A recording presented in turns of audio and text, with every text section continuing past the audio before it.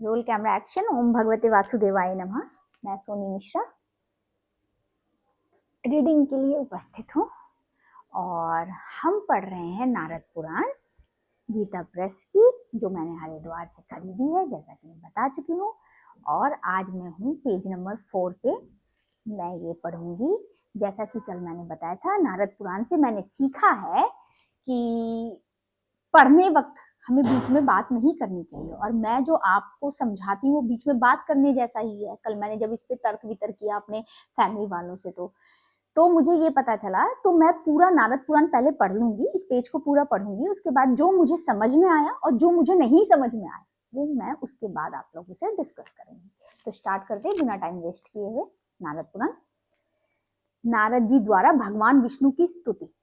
नारद पुराण में ये अब पेज नंबर 4 पे हूं मैं। ठीक है। ऋषियों ने पूछा, सूत जी, संत कुमार जी ने महात्मा नारद को किस प्रकार संपूर्ण धर्मों का उपदेश किया तथा उन दोनों का समागम किस तरह हुआ? वे दोनों ब्रह्मवादी महात्मा किस स्थान में स्थित होकर भगवान की महिमा का गान करते थे, यह हमें बताइए। सूत जी बोले, महात्मा सनक आदि ब्रह्मा जी के मानस पुत्र हैं। उनमें से ममता है और ना अहंकार। वे सभी निष्ठिक ब्रह्मचारी हैं। उनके नाम बतलाता हूं, सुनिए। सनक, सनंदन, सनत कुमार और सनातन, इन्हीं नामों से उनकी ख्याति है। वे चारों महात्मा भगवान विष्णु के भक्त हैं तथा निरंतर पर ब्रह्मा परमात्मा के चिंतन में तत्पर रहते हैं। उनका प्रभाव सहस्त्र सूर्यों के समान है। वे सत्यव्रती तथा मुमुक्षु हैं। एक दिन की बात है, वे मेरुगिरी के शिखर पर ब्रह्मा जी की सभा में जा रहे थे। मार्ग में उन्हें भगवान विष्णु के चरणों से प्रकट हुई गंगा जी का दर्शन हुआ। यह उन्हें अभिष्ट था। गंगा जी का दर्शन करके वे चारों महात्मा उनकी सीता नाम वाली धारा के जल में स्नान करने को उद्यत हुए। द्विजवरो, इसी समय देवर्षि नारद मुनि भी वहां आ पहुंचे और अपने बड़े भाइयों को वहां स्नान के लिए उद्यत देख उन्हें हाथ जोड़कर नमस्कार किया। उस समय वह प्रेम भक्ति के साथ भगवान मधुसूदन के नामों का कीर्तन करने लगे। नारायण, अच्युत, अनंत, वासुदेव, जनार्दन, योगेश, यज्ञ पुरुष, कृष्ण, विष्णु, आपको नमस्कार है। कमल नयन, कमला कांत, गंगाजनक, केशव, क्षीर समुद्र में शयन करने वाले देवेश्वर, दामोदर, आपको नमस्कार है। श्री राम, विष्णु, नरसिंह, वामन, प्रद्युम्न, संकर्षण, वासुदेव, अज, अनिरुद्ध, निर्मल, प्रकाश स्वरूप, मुरारे, आप सब प्रकार के भय से निरंतर हमारी रक्षा कीजिए। इस प्रकार उच्च स्वर से हरि नाम का उच्चारण करते हुए उन अग्रज मुनियों को प्रणाम करके वे उनके पास बैठे और उन्हीं के साथ प्रसन्नता पूर्वक वहां स्नान भी किया। संपूर्ण लोकों का पाप दूर करने वाले गंगा की धारा सीता के जल में स्नान करके उन निष्पाप मुनियों ने देवताओं, ऋषियों तथा पितरों का तर्पण किया। फिर जल से बाहर आकर संध्योपासन आदि अपने नित्य नियम का पालन किया। तत्पश्चात वह भगवान नारायण के गुणों से संबंध रखने वाली नाना प्रकार की कथा वार्ता करने लगे। उस मनोरम गंगा तट पर सनकादि मुनियों ने जब अपना नित्य कर्म समाप्त कर लिया, तब देवर्षि नारद ने अनेक प्रकार की कथा वार्ता के बीच उनसे इस प्रकार प्रश्न किया।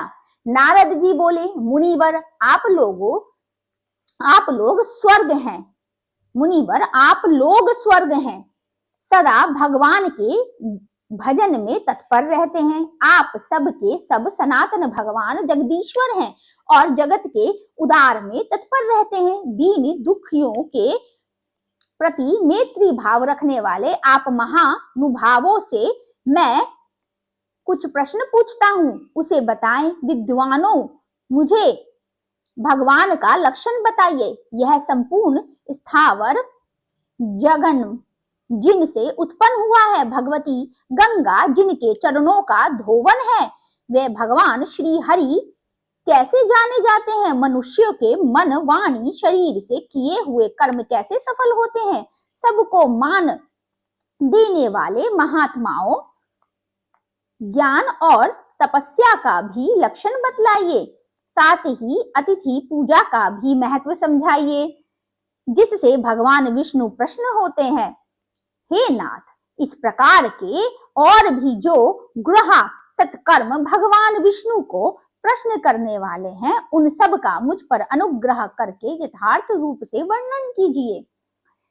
तदंतर नारद जी भगवान की स्तुति करने लगे, जो पर से भी परे परम प्रकाश स्वरूप परमात्मा संपूर्ण कार्य कारण रूप जगत में अंतर्यामी रूप से निवास करते हैं तथा जो सगुण और निर्गुण रूप है, उनको नमस्कार है। जो माया से रहित हैं, परमात्मा जिनका नाम है, माया जिनकी शक्ति है, यह संपूर्ण विश्व जिसका स्वरूप है, जो योगियों के ईश्वर योग स्वरूप तथा योग्य गम्य है, उन सर्वव्यापी भगवान विष्णु को नमस्कार है। जो ज्ञान स्वरूप ज्ञान गम्य तथा संपूर्ण ज्ञान के एकमात्र हेतु है, ज्ञानेश्वर ज्ञाता तथा विज्ञान संपत्ति रूप है, उन परमात्मा को नमस्कार है। जो ध्यान स्वरूप ध्यान नग में तथा ध्यान करने वाले साधकों का पाप का नाश करने वाले हैं, जो ध्यान के ईश्वर श्रेष्ठ बुद्धि से युक्त तथा ध्याता ध्येय स्वरूप हैं, उन परमेश्वर को नमस्कार है। सूर्य चंद्रमा अग्नि तथा ब्रह्मा आदि देवता सिद्ध यक्ष असुर और नागगण जिनकी शक्ति से संयुक्त होकर ही कुछ करने में समर्थ हैं, जो अजन्मा पुराण पुरुष सत्य स्वरूप तथा स्तुति के अधीश्वर हैं, उन परमात्मा को मैं सर्वदा नमस्कार करता हूँ। और इसी के साथ ओम भगवते वासुदेवाय नमः हमारा आज का 4th पेज कंप्लीट हुआ, पृष्ठ 4। अब इसमें मैं आपको बताना चाहती हूँ सबसे पहले, जो वैसे तो हम लोग अच्युतम अच्युतम बोलते हैं, लेकिन यहाँ पे लिखा हुआ है अच्युत, इसलिए मैंने अच्युत का प्रयोग किया था। और वैसे तो हम लोग एक और वर्ड है जो हम लोग कुछ और बोलते हैं, लेकिन यहाँ पे लिखा है द्विजवरो, हम लोग बोल देते हैं ना, जो द्विजवर बोलते हैं हम लोग, द्विजवरो लिखा हुआ है। और अच्युतम हम बोलते हैं, यहाँ पे लिखा था नारायण अच्युत अनंत वासुदेव, यहाँ अच्युतम नहीं लिखा था, अच्युत लिखा हुआ था, इसलिए मैंने अच्युत का प्रयोग किया था। और एक बात यहाँ पे जो मैंने समझा वो ये समझा, जो ब्रह्मा के जो 4 उन पुत्रों की बात की गई है, ये वही 4 पुत्र हैं जो बैकुंठ धाम में जय विजय से मिलने गए थे। जय विजय कौन थे? कुंभकर्ण और रावण थे, जिन्होंने विष्णु जी से उनको मिलने नहीं दिया और दर्शन नहीं करने दिया, तो उन्होंने श्राप दिया, जिस विष्णु से आज तुमने मुझे नहीं मिलने दिया, उसी विष्णु से तुम दूर हो जाओगे। ये वही 4 ब्रह्मा थे, सनक सनंदन सनत कुमार और सनातन, ये वही 4 ब्रह्मा के पुत्र थे। ये छोटे छोटे थे, इन्हें तीनों लोक में कहीं भी जाने का जो था वो अधिकार था, लेकिन ये जय विजय को पता ही नहीं था, और वो बैकुंठ के जो थे वो द्वारपाल थे, तो उनको श्राप पड़ गया। तब जाके श्राप पड़ा तो विष्णु जी ने फिर ये पूछा, अब श्राप तो आपको भोगना पड़ेगा।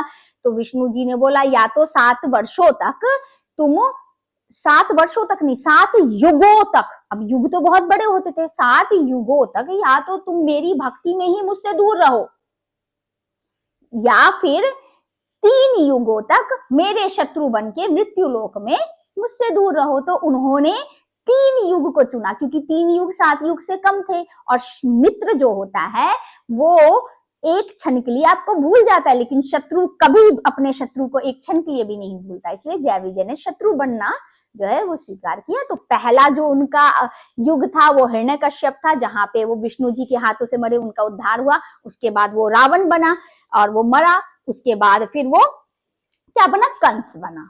तो जय विजय थे ये वैकुंठ धाम की, उन्हीं की बात हो रही है। ये वही है सनक सनंदन, सनत कुमार और सनातन।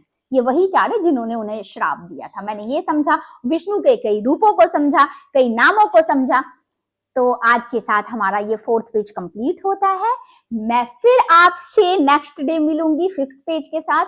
और धीरे धीरे मैं आपको बताना चाहती हूँ, पहली बात तो मैं एक और क्वेरी को सॉल्व करना चाहती हूँ। कुछ लोग कहते हैं आप संस्कृत में मैम आपने नहीं बोला, तो मैं बताना चाहती हूँ ये जो नारद पुराण की बुक है ना, इसमें संस्कृत है ही नहीं, ये हिंदी में है।